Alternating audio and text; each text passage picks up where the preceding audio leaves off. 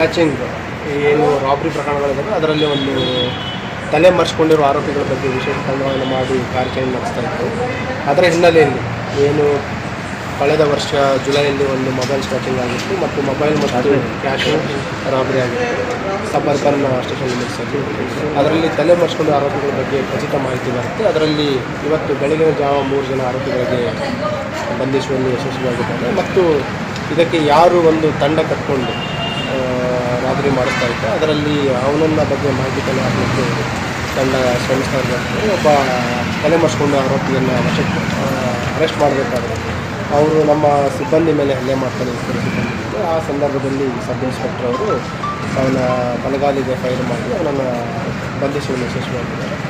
ಏನು ಇದರಲ್ಲಿ ಗಾಯಗೊಂಡಿದ್ದರು ನಮ್ಮ ಸಿಬ್ಬಂದಿ ಮತ್ತು ಆರೋಪಿ ಅವರನ್ನು ಆಸ್ಪತ್ರೆಗೆ ಸಾಗಿಸಲಾಗಿದೆ. ಮುಂದಿನ ಕಾನೂನು ಪ್ರಕಾರ ನಾವು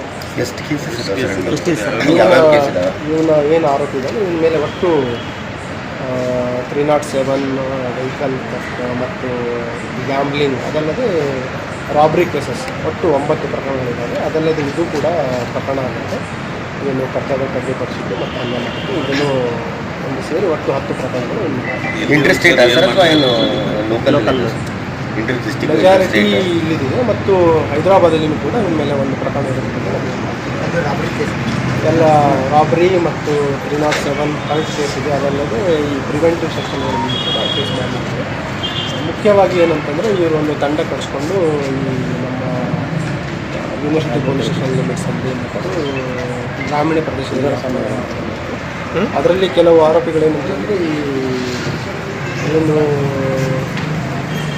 ಕಪಲ್ಸ್ ಇರ್ತಾರೆ ಜೋಡಿಗಳನ್ನು ಟಾರ್ಗೆಟ್ ಮಾಡಿ ಅವ್ರ ಹತ್ರ ಮೊಬೈಲ್ ಮತ್ತು ಕ್ಯಾಶನ್ನು ದರೋಡೆ ಮಾಡುವಂಥದ್ದು ಬಗ್ಗೆ ಮಾಹಿತಿ. ಬೇಸಿಕಲಿ ಒಂದು ಕಲಬುರಗಿ ನಗರದ MSK ಹೋದಾಗ ವಾಸ